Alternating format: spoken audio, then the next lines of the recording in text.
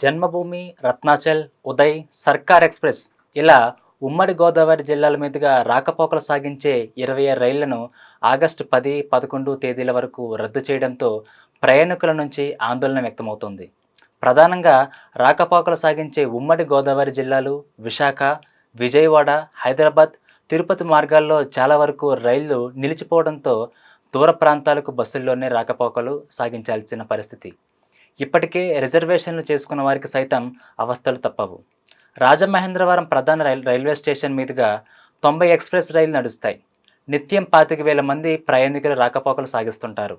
ఇక్కడి నుంచి విశాఖపట్నం, విజయవాడకు వెళ్లే ప్రయాణికులే రోజు సుమారు 12,000 మంది ఉండగా, సికింద్రాబాద్ వెళ్లేవారు మరో 3,000 మంది ఉంటారని అధికారులు చెబుతున్నారు. రైలు రద్దుతో వీరంతా ఇబ్బంది పడే పరిస్థితులు నెలకొన్నాయి.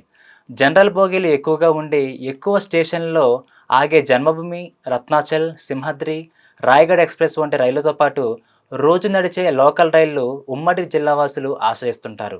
ఇప్పటికే కొద్ది రోజులుగా సింహాద్రి ఎక్స్‌ప్రెస్ రైలును పూర్తి స్థాయిలో నడపడం లేదు.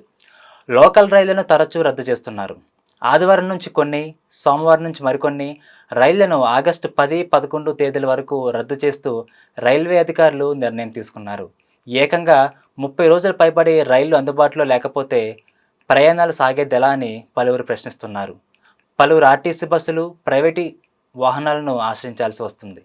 దీంతో ఛార్జీల భారం మోయాల్సి వస్తుందని ఆవేదన వ్యక్తం చేస్తున్నారు.